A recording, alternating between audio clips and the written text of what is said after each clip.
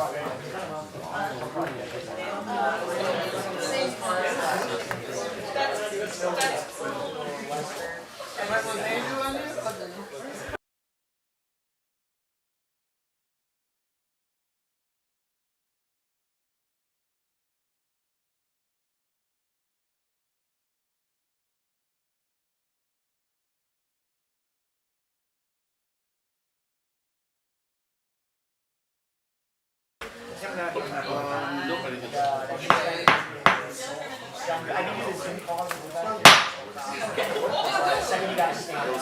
call the meeting of the Jamestown City Council work session to order.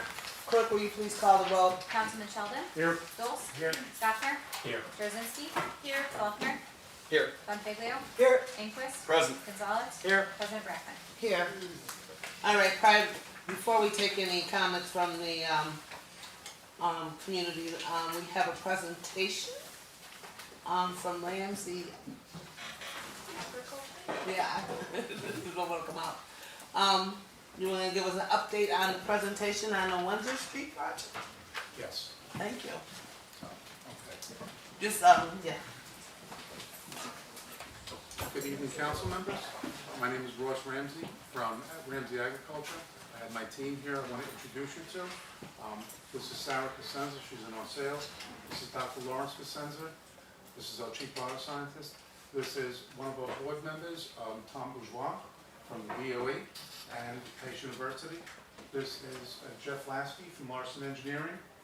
This is Sean Stokes, he's our PPP attorney.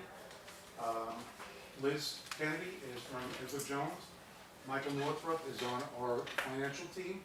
This is Stephen Wooters from Ames Farm, and he's also on our board of directors as well as finance. And Steve is also with Larson Engineering as well.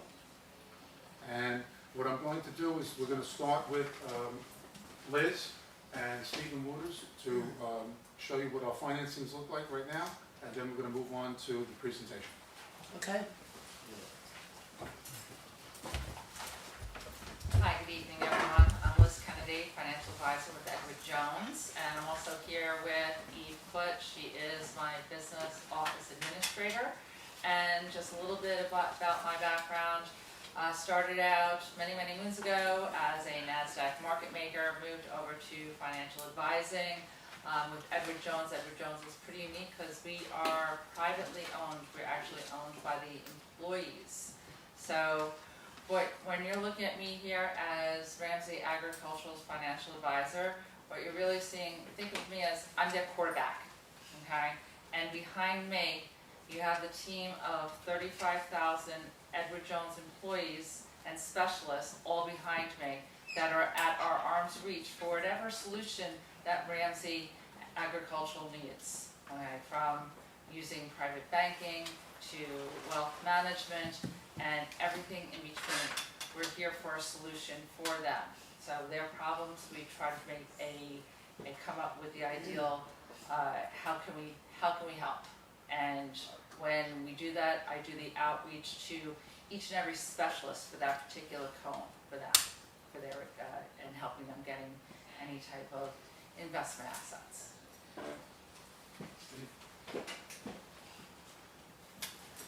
So in 1879, my some number of greats, grandfather Ezra Ames came out to Chautauqua County. And if you go just up the road from Windsor, 40 Windsor, up Willard Street, out to Willard Street Extension, you'll come to the Ames Farm. And that's where I am the 6th generation owner. My wife, daughter, and I are moving up here full time and got engaged with Mr. Ramsey about some of the things he's doing around here. And I think it's incredibly important. You can look me up later. I'm a banker by trade and background, working with some of the larger global banks around the world. And what I see happening here is one of the things I refer to is, I don't know if you guys all know the metaphor of the frog in the boiling water, where you drop a frog in the boiling water, immediately jump out. But if you put the frog in the water and it's tepid and you slowly heat it up, the frog stays. Well, I'm that frog that you put in the water and it jumps out. I've been coming in and out of Jamestown, New York for the last 50 years.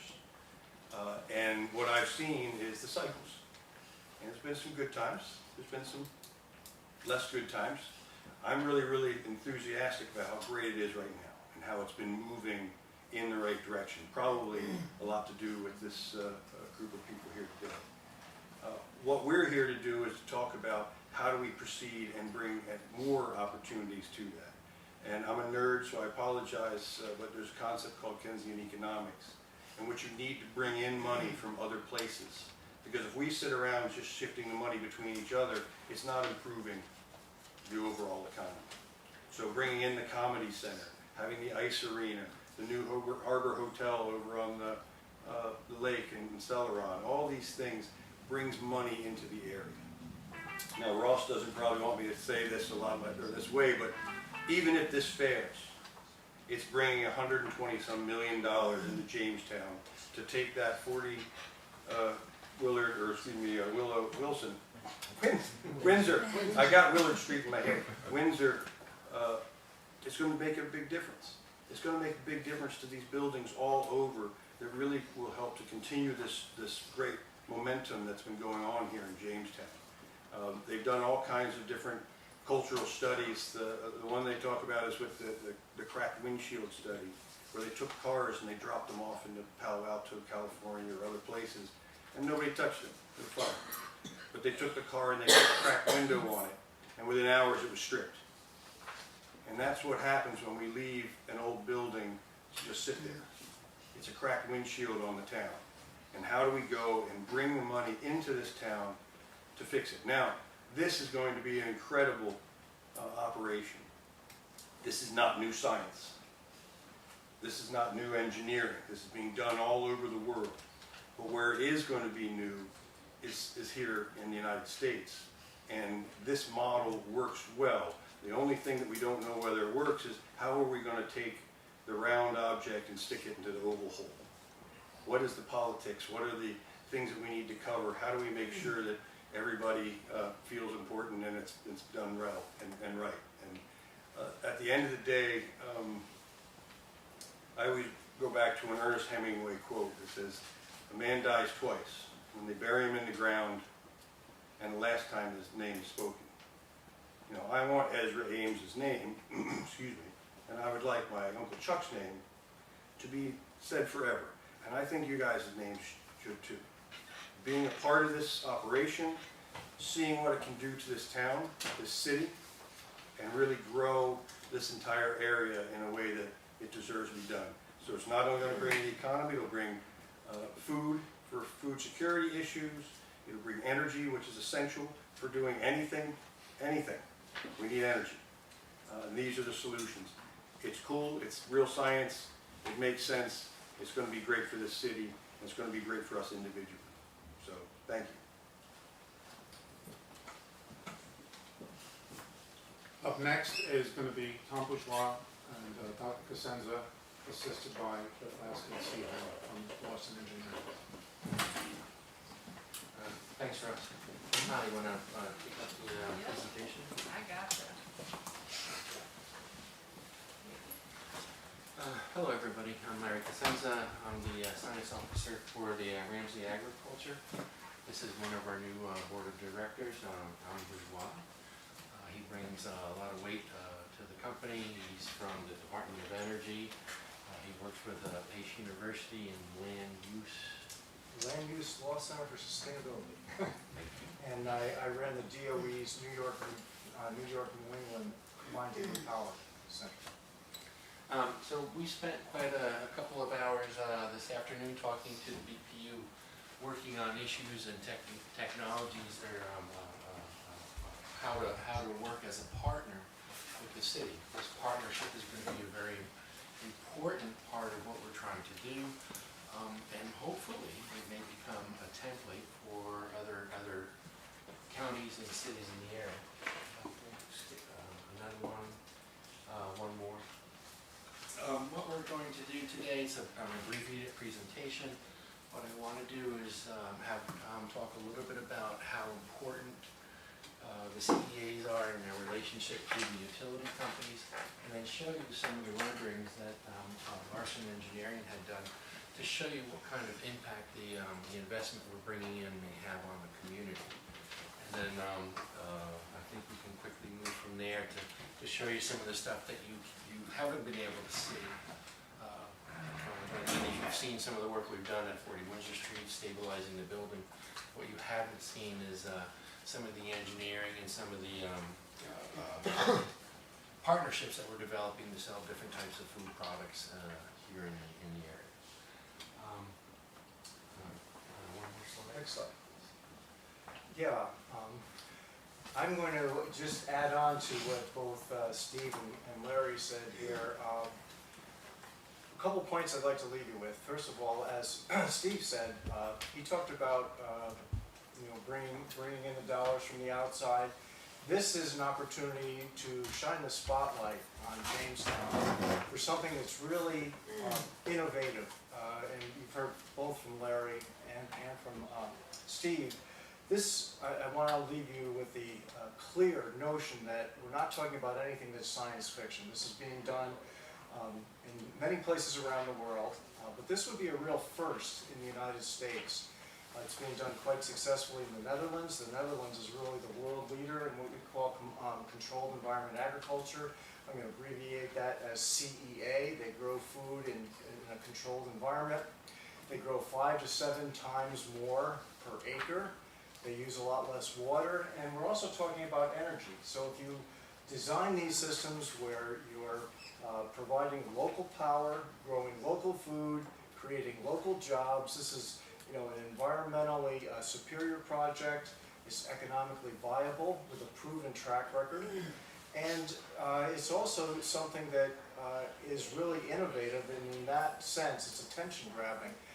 This will shine the spotlight on Jamestown. You will be one of the first, not the first breaking the ground on a new technology, but you will be one of the first in the United States to do something like this. Next slide, please.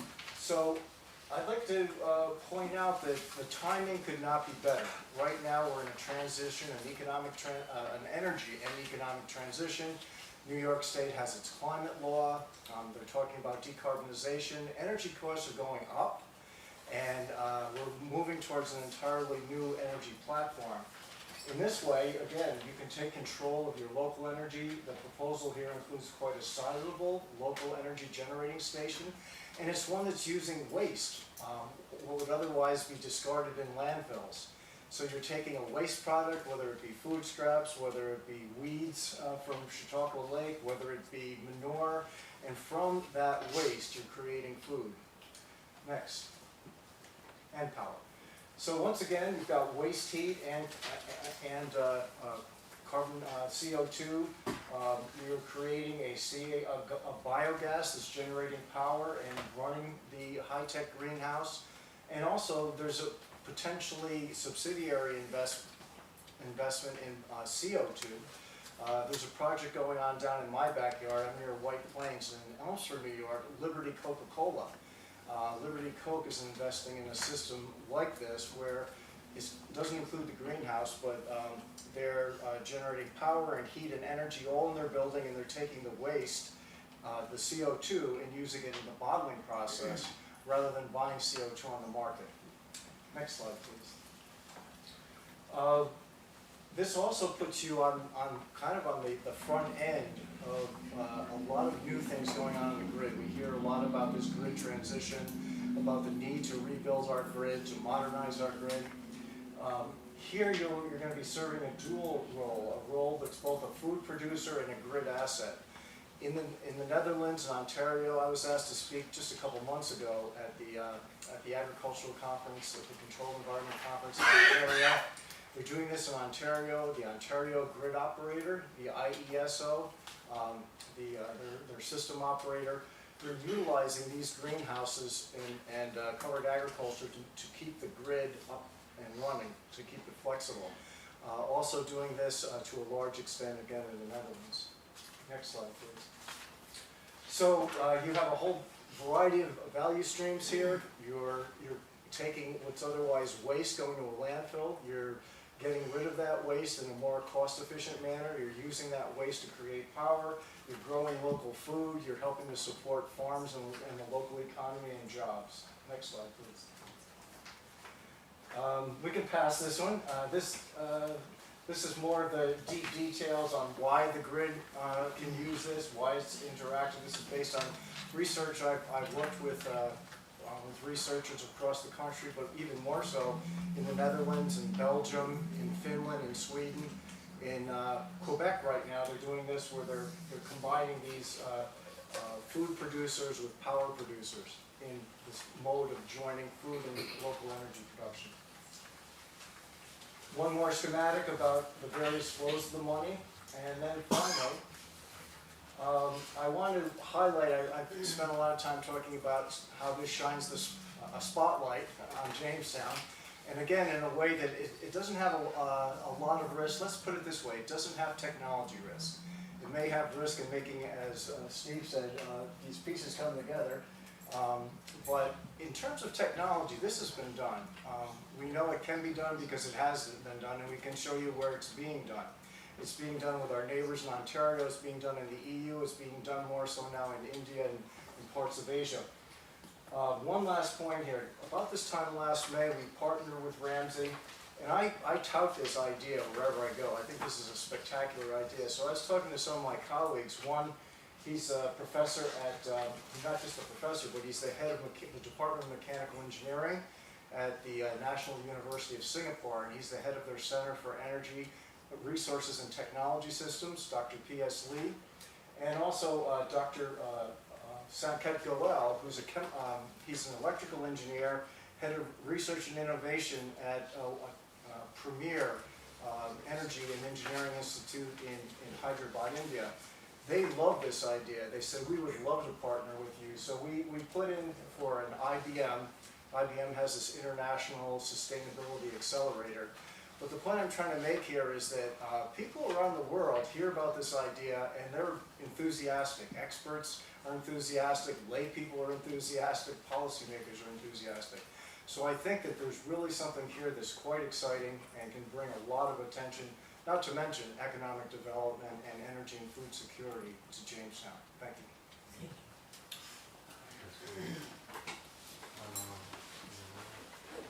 So over this slide here just sort of shows you the investment that we're asking for and a very rough breakout of where that money goes and how it's spent. The project itself has a lot of redundancies built in there, so once we start producing energy, we have two generators, one as acts as backup. We'll have two renewable energy processes, two anaerobic digestion processes, operating simultaneously, working with different types of feedstocks to ensure that we can, once we start producing energy, we can continue to produce energy, power the grow lights in our facilities, and produce organic, quality, pesticide-free vegetables locally that may have a longer shelf life on the grocery store things. So we believe this project has a lot of potential. What else we got here? But the big thing is the partnership that we're working on with the city. We can't do without you guys. We need the community waste to come in. That's our feedstock, that's what powers the whole operation. We're making food and energy as services for the community, which are consumed and they generate more community waste. And so we generate a little economic cycle in here, which speaks to the multi. And again, I'm sorry to interrupt you, but very quickly, and I missed this point, folks, that's why I got the prompt to come back. On the various feedstocks, what's going to feed the generator, what's going to create the power, I neglected to mention, and you can expound further, because you know the chemistry much better than I, but weeds from the lake are also going to be utilized. So, you know, what could be a better story than taking, you know, weeds that are choking off the lake and using it to create power, to create food, to create local jobs. And that is truly innovative and exciting. So sorry to cut into you, but I forgot that on the waste management side, that should save transport costs. And it's going to take an otherwise invasive species and something destroying the lake and create power, heat, and food. So if we could take the waste that's generated by the community for half of the tipping fees that you may have to pay here and half of the transportation costs, you know, that could save you a tremendous amount of money. money that could be put in other areas to do different things. See what the next one is. This is just a slide showing that we have done some of our due diligence. We have takeoff contracts for the energy. We have entities that are willing to work with us to sell the gas and the credits that are associated with it. All this seems to make sense. It works in the models that we're generating, the financial models. We're developing different types of partnerships with other companies, bringing other industries into the area to support what we're doing and to help disseminate some of the products that we're producing. So this is the fun part here. We have 3 sites in Jamestown, one on 2nd Street, one on 65 River Street, and the other, what we're going to call our flagship site is going to be at 40 Windsor Street. This is the 2nd Street is the pilot's, sort of a pilot study. For a couple $100,000, we can retrofit this thing and start growing mushrooms and have them in the market within a couple of weeks. This is what 65 River Street this is what the 2nd Street looks like right now. With a little bit of money to develop that structure, it might look something like this. So we have a little store in the front, and some areas we're selling different things. We move on to, if this pilot project works, then we move on to the 65 River Street, where we intend to grow a larger scale mushroom facility for a variety of technical reasons. If we reproduce this is what the rendering might, the renovated building might look like. If we continue to look at 40 Windsor Street, this is a site that has about 5 acres associated with the property. We can not only grow food there, but we can also take the organic community waste and start converting that into energy on the same site. And you can see it's about 4 or 5 stories tall. And we believe we can put in, we have some systems, some hydroponic systems that are in there that are very unique. A lot of problems associated with indoor growing has been solved. One of the systems, the towers are about 40 feet tall. We put them in there and we'll produce about 1.5 million pounds of product. The thing is, the idea is to remove the center of the building, put these large towers inside. We put like a glass floor or ceiling over the top of it so that we can also have, give tourists a view of what we do, and they can walk across the top of it, look down through the glass and see exactly how the operations are going as a way of demonstrating what we're trying to do without potentially contaminating any of the products that we're making. What this might look like when we render it, when we renovate it, you can see the impact that it might have in the area. And if we continue to renovate it and put in a little farmer's market down here, we're now bringing a grocery store to an area where there isn't any food available for the community. Mind if I pop in real quick? I know you guys have been talking about the Governor Street, or the location there where the Big Lots and the old Tim Hortons is. And just ironic how the renderings of those were beautiful brick buildings and a nice walkway in front and everything else, and continues through in the architecture that's here. And so it could really help to continue to bring these types of areas together. And when we talk about the glass ceiling and the view, not necessarily sure that people are going to be running from the comedy center over there to look at some vegetables growing, but it's more akin to Southern Tier, how they have their tap room, their upstairs, that's only open on Saturdays. That room is really there for bringing in people from all over the country to sample, taste, and see what's going on with their operations. That's really what this is, bringing in people to the hotels, to everything, to come here and learn about this and continue to bring their cash along the way. Hopefully buying some food from all the restaurants and stuff in town too.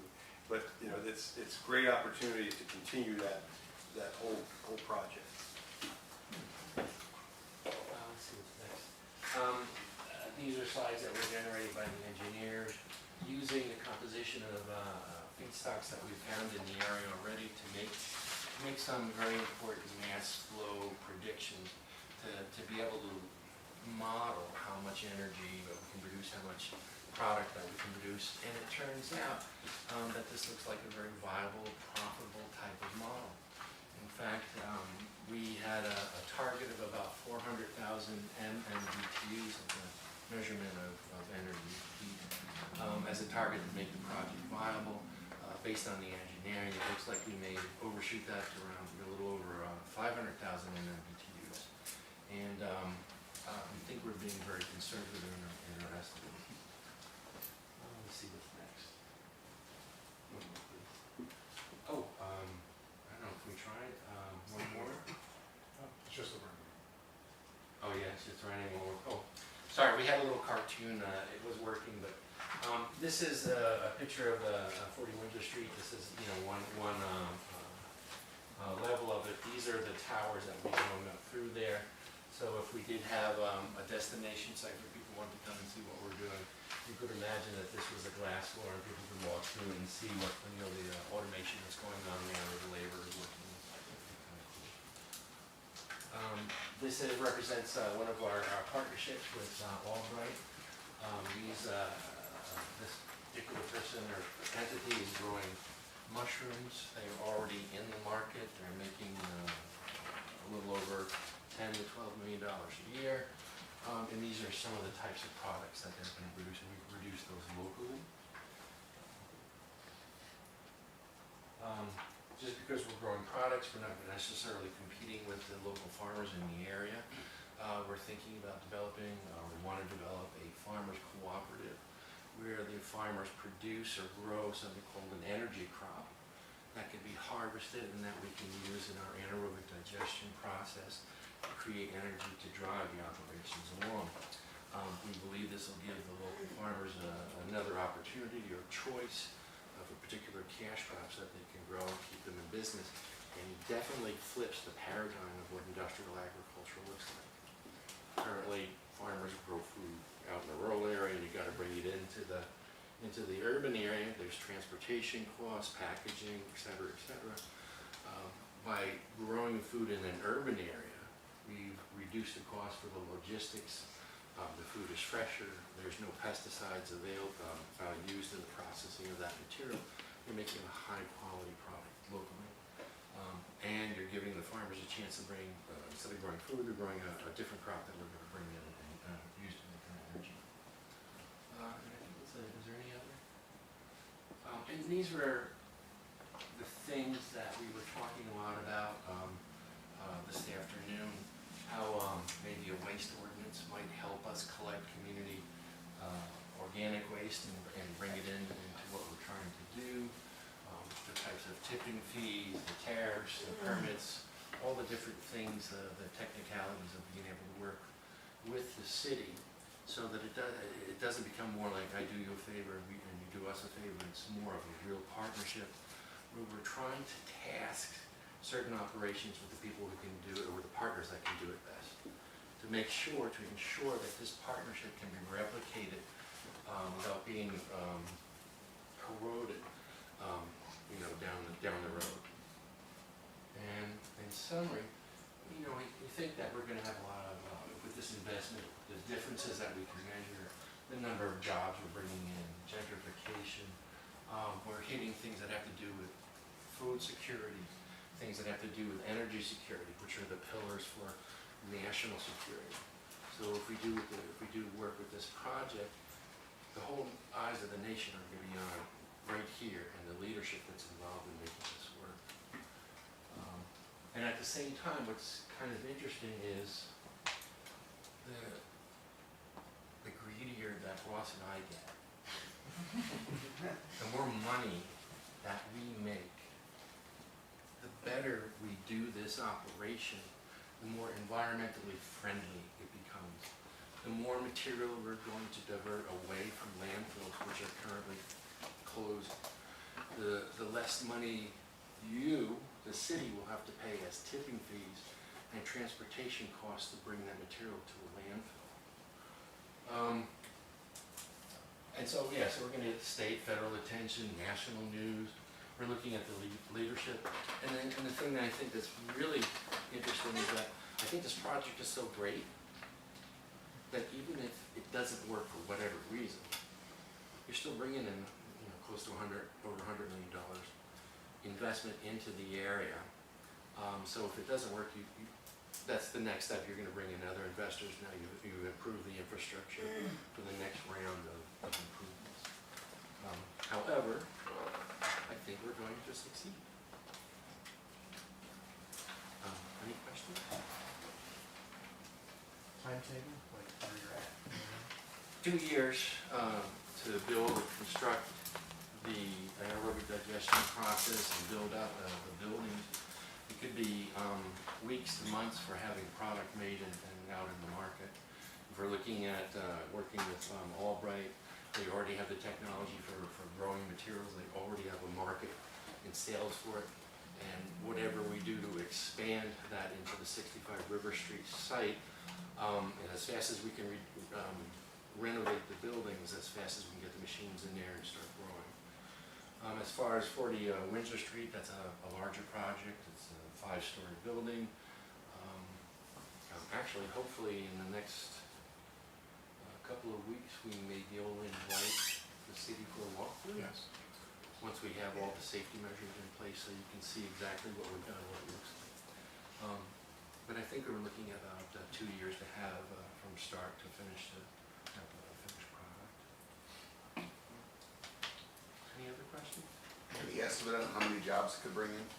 I'm thinking 100 laborers, maybe 10 or so administrative corporate type of things. We're figuring around 150 at this point. Okay. And we have some ideas for the community if we can work on. We'd like to put in a daycare operation somewhere by, so the people that come into work, not being nice people, we take care of the kids, we feel that we have a more dependable workforce. They'll come and drop the kids off and come in. So while it helps the community, it's also helping us at the same time. Member of the press, if you will, do you have the money you need to start this now? Where are you in terms of that, accomplishing that aspect of it? We're presently in capital raise right now. We have pre-commitment for our initial funding. So we're estimating within the next 5 months. And then when would do you conceive ideally that you'd be able to start these renovations and begin growing things in Jamestown? The initial investment money will be put towards all engineering, because there's about 6 months worth of engineering that has to be done. And then after that, we would go into phases of construction. It is worth noting that you've done stabilization. Oh, the stabilization has been done. phase The one, buildings are but stable right There's now. been work happening. Yes. Sorry, just speaking out You're from right. underneath. That's right. Hi. So all stabilization work has been done. The building's not in any danger of collapse. Our engineers have already been in there. They've already given a letter of completion to the city, so that's on record. Pictures have been filed. So, and it's being monitored as we speak. So that work is And done. Crystal, you can explain that you came to the JLDC board a while back, so I don't know if you want to. Yeah, sure. So we've been working with these folks for are we pushing 3 years already? Close to it. Yeah, I mean, I think probably everyone in this room has been able to see the changes at 40 Windsor Street. Scaffolding that has gone up, that stabilization is very visible.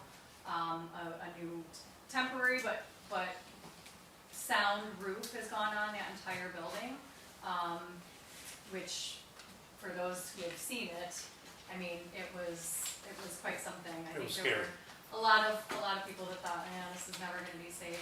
I always said it could, but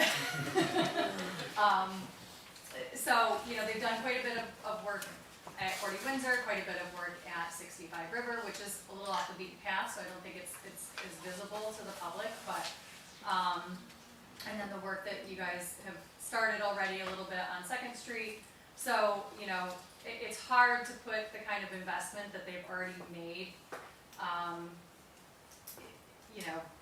There's substantial investment that has already been made. Almost $500,000 already? Million. Okay, so, And when we talk about stabilization, especially of facilities that are the size, you know, that 40 Windsor is, it's gonna take a lot more, but, you know, I think that, pardon? 120 more. 120 more, 119 more. But, so they did come to JLDC, and some of the JLDC funding went into helping to stabilize 40 Windsor, and I think some work at 65 River as well. And, you know, I think from our perspective, it's been really fascinating working with you all. You know, a lot of the science is beyond my, like I just am, it's out of my league. I'm not a scientist by any stretch, but I do find it really fascinating, and I think that the technology is really innovative. The business plan has evolved since we started working with you, and you know, we're really excited about the concept, and you know, the science is proven. That's something that, you know, we've kind of, as we've met, we met earlier with EPU, and so, you know, that has already, that kind of conversation has already begun as well. Very involved in working through, you know, the nitty gritty details. This is a big project that is going to take quite a bit of time. So we don't want to rush. Of course, we would love to see it all done, you know, tomorrow. Right. That'd be great. But, you know, we get that something like this takes time to bake fully. So, you know, our role really, I think we see ourselves as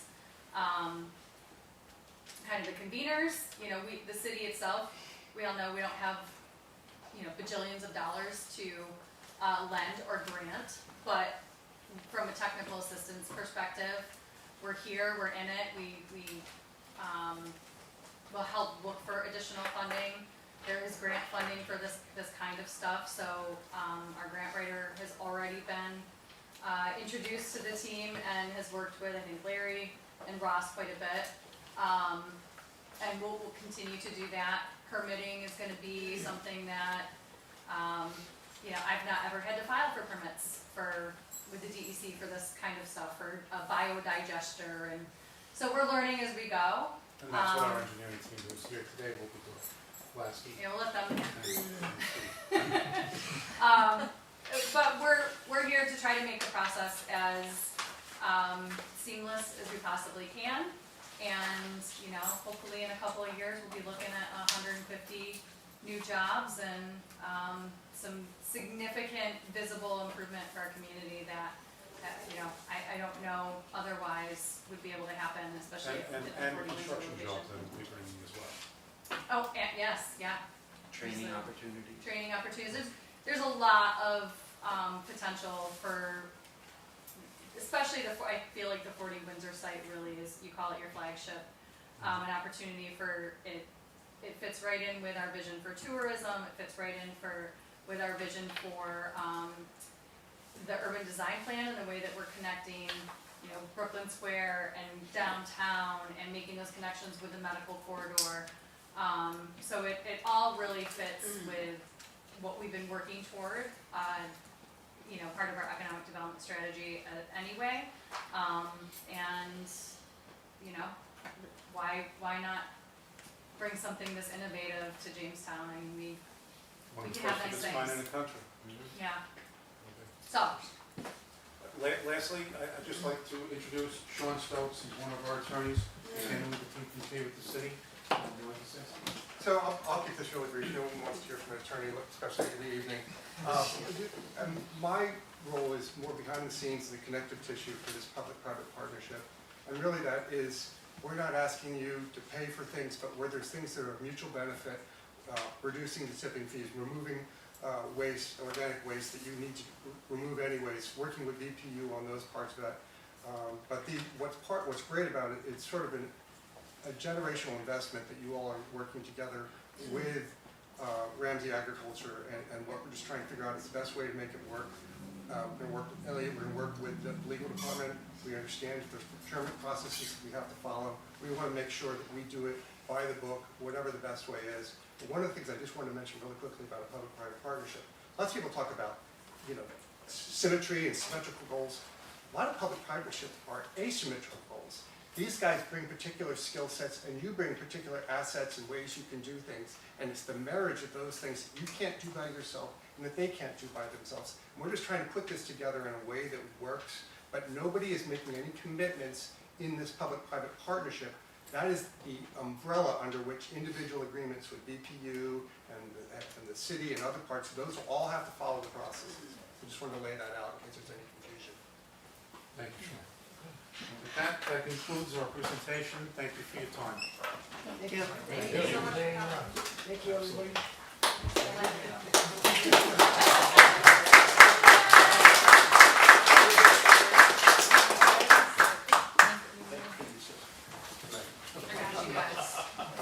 You're like Oz behind the curtain there with that. I know, I just put my head out. Thank you, thank you. You don't think they're gonna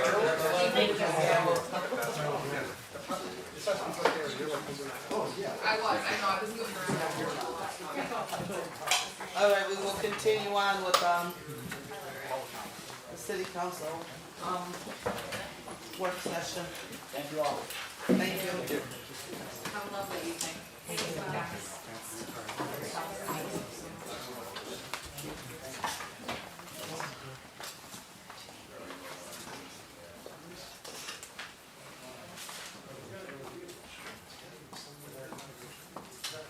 All right, is there anyone from the public that would like to address the city council this evening? If so, please state your name and your address and keep your comments to 5 minutes.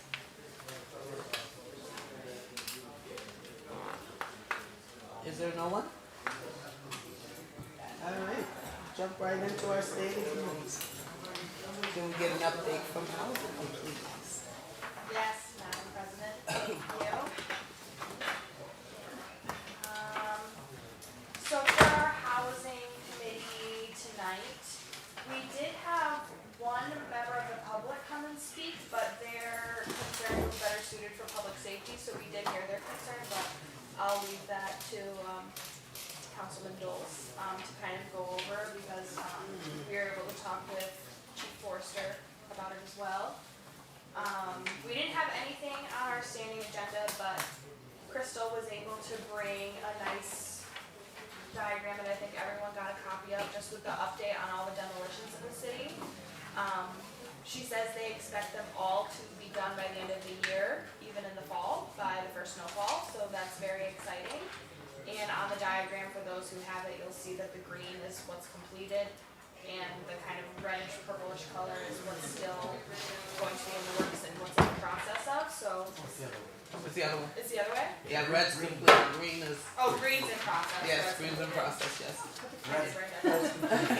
It's always on the back and the Yeah. green ones are, they're on deck. You were close, sweetheart.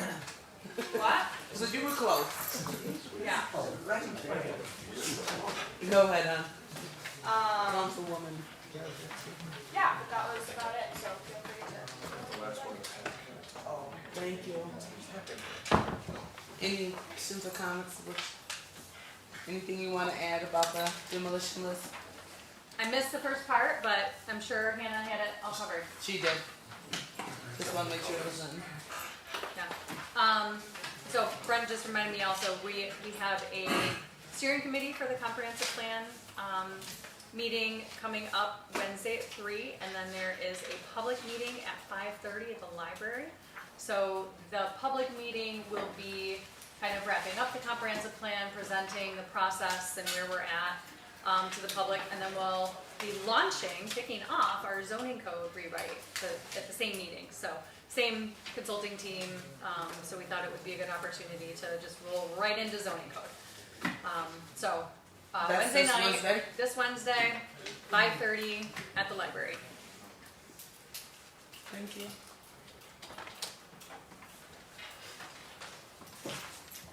Finance?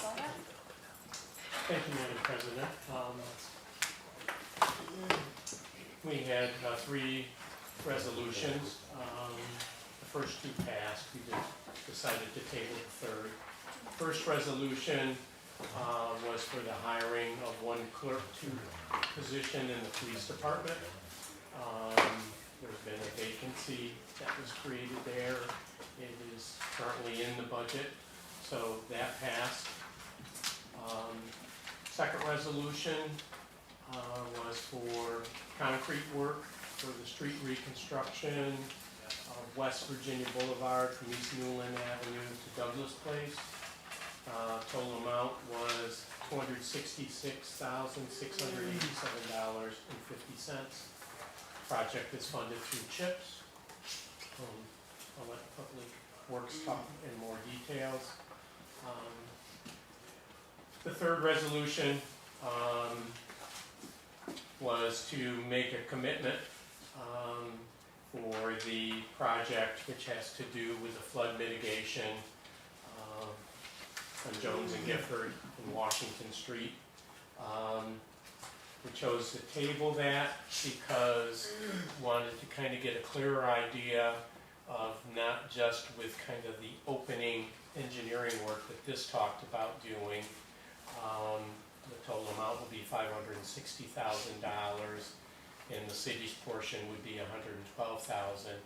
But for the overall project, in terms of how we will fit that into the budget, because we have to do a 20% match. And we're hoping to get more information before making a decision, to pass or not pass that resolution. Any questions?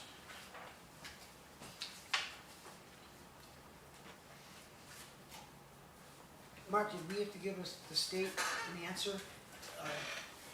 Is it okay being tabled, I guess is what I'm asking? Well, I mean, the sooner that this passes through city council, the sooner that money is released for us to start the engineering work. They haven't given me a, hard stop on when we have to pass it by, but I would say at the least in the next couple months, just to sort of keep the project on pace. If city council decides that they're not willing to commit to this project, then that money will be gone. So basically the project's 5.5 million, 4.4 is a grant, 1.1 is the city's responsibility. That 4.4 million would be gone.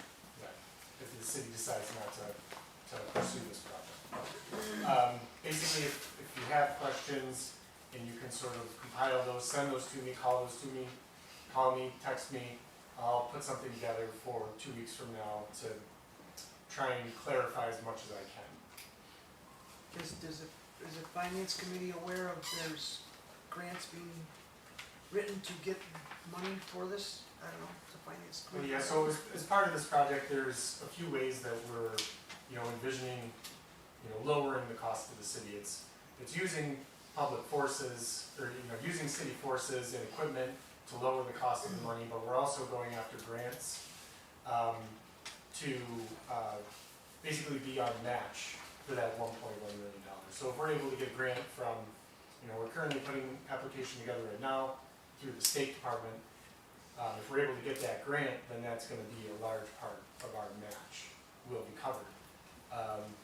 We obviously don't have any of those at hand, so I can't say that we're going to have those. But it's something that we're going to continue to do through the life of this project, is find other ways to either lower the cost of the project itself or to help cover the match that the city is responsible for. I think it's important to note, this is a really critical infrastructure project. If that flooding is not mitigated, Jones and Gifford is at risk. So it's gonna be a pay me now or pay me later kind of situation. I think it's really important that it's a really important project. I mean, that is, Jones and Gifford is a lifeline from here, to Celeron, and for our industry, that's the only way that they have access to get to their businesses along the corridor, so. I mean, I would definitely like to see us make a decision next month. I would like a decision this month. I understand that there's a lot of questions and, city council's making, a bit of a leap of faith in us sitting here and saying, we're gonna do what we can to to make that $1.1 million less. But, you know, Crystal's right, it is an important project, or we wouldn't be here, you know, we wouldn't be asking, you know, the city council to make that leap. And I'm being very cautious to not overpromise something that we can't deliver on as well. I don't wanna say we're gonna be able to cut that 1.1 in half, cause, you know, I'm not sure that that's possible yet. It could be, very well could be, but I don't know that for sure. The comptroller told us that the Meadowbrook Culvert project is delayed and some of the funding from that might be utilized. Yeah, so engineering. in immediate terms, the Middlebrook project, which is the culvert project that's taking place over on Water Street, that has been delayed basically until next construction year, so it's gonna be bid out in the early spring of next year, so construction in '27. We budgeted $300,000 for that project when we thought it was going to be happening this year.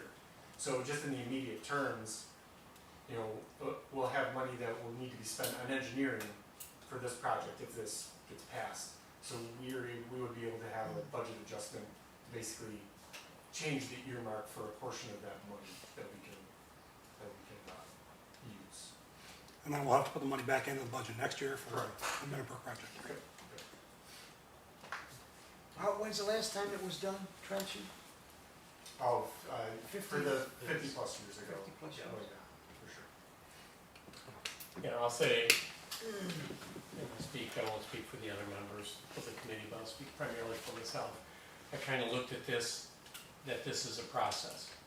And since we're the finance committee, or I'm on the finance committee, I'm kind of looking at what are the financial ramifications of this. And I think we need to be putting our heads together, talking with Mark, talking with Erica, talking with Kim, about what's the best way that we can work on getting this project done.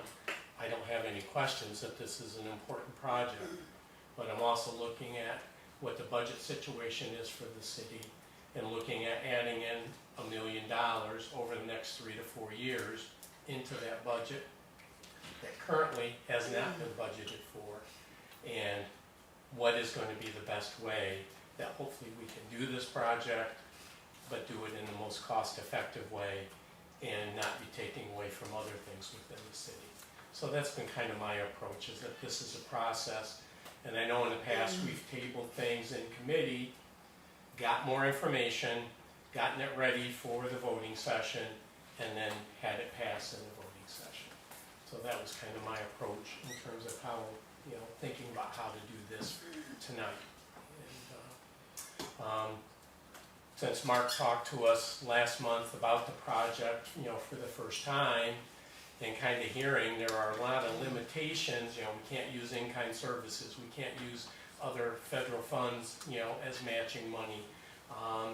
At times we have to upfront the money and get reimbursed. My thoughts were, okay, how is this going to work? So that's what I'll say. Mark, what was the question that was asked and they told you maybe, remember, in our meeting? So we've asked about some different sources of ways to match, to cover our match, and we get CHIPS money, and we obviously asked that question, is CHIPS money able to be used? And basically the state said maybe. So it's basically the worst answer you can get. You'd rather have a yes or a no, but it's not something we can rely on. It's possible for some sections it can be used, but we can't rely on that. Did they give you an answer when they would give you a yes or no, or? No. I think it's basically if we submit the paperwork for it, then they'll let us know if it's, so it's not something that can be counted on. Yeah. And I don't know that we have concrete information about the tipping fees and getting those reduced. Yeah, correct. Yeah. I plan to have a conversation with the county, in the very short term to get a little more information about that from them, what they're willing to provide, what they've been able to find as far as, funding opportunities on their end. And yeah, you're right, the tipping fees reduced or removed completely. Get some sort of commitment from them. Yeah, that could be $500,000. And Erica gave us a little update in finance, so if you want to give kind of the full council a quick update. Quick update, Drusher Malecki, and we'll be starting the 2025 audit on July 13th. They'll be on site for 3 weeks through the 31st. So hopefully that will go smoothly and we will have 2 sets of auditors in the building. Budget for 2027, the timeline, I put that in front of the mayor for approval and changes and suggestions, and hope to get that released and actually start the process early July instead of into August. That's a little bit, about a month earlier than I put it forward before. And just update the fuel budget, we have June bills. I'm still waiting for some department heads to submit those bills so we can get them booked, but right now we've spent about 50% of the fuel budget for the year. So I'm gonna look at the June bills and where the diesel prices are and update the run rate projection and see where we're gonna land as far as that goes. But right now, through about 5 months, we've spent half of the $300,000 that we budgeted for fuel. So that's what I have.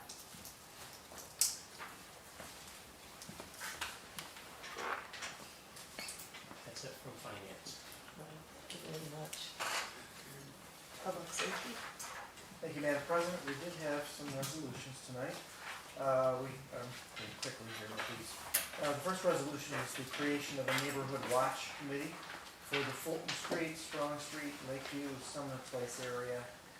So resolved that Director of Public Works being hereby is authorized to erect and maintain said signs in appropriate places on the aforesaid street. So they were here and they were very appreciative of that and moving that forward, adding another neighborhood watch in that area.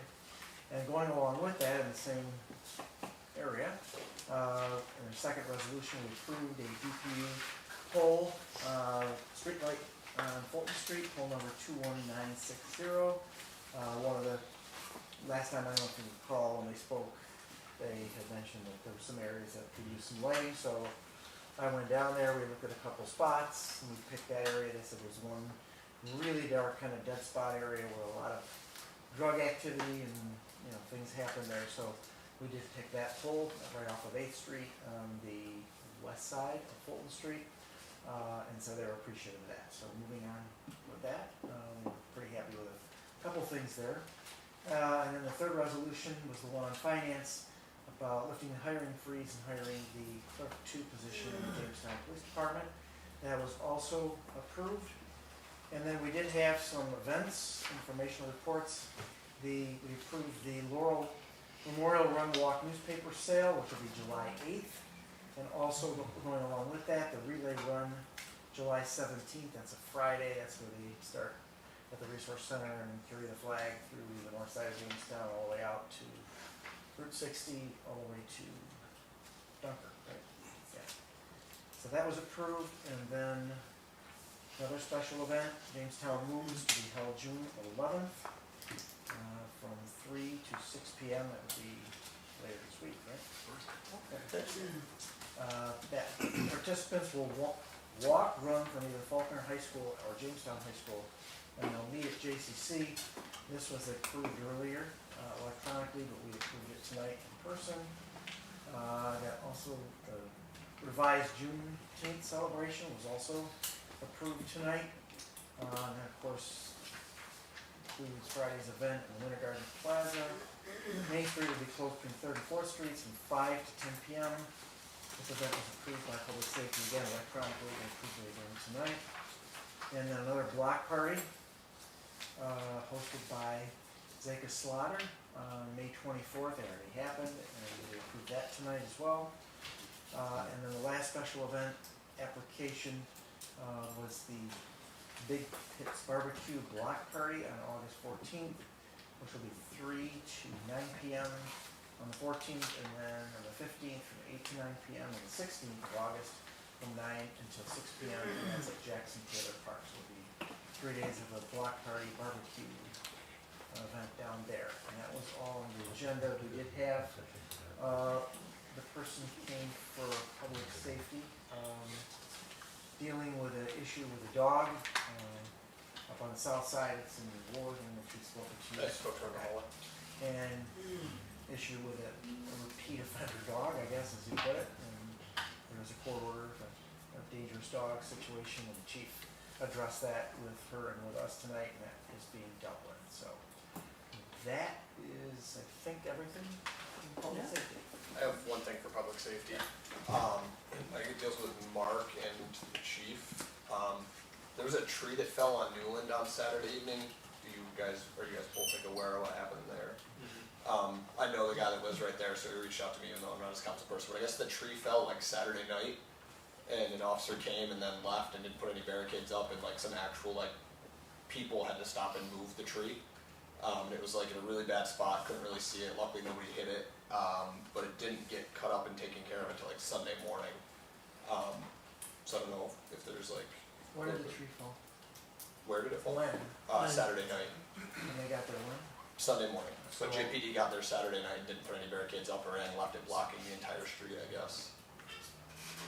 So, basically sat there and at the intersection for a while, to get a hold of somebody from, Parks Department to come cut it up.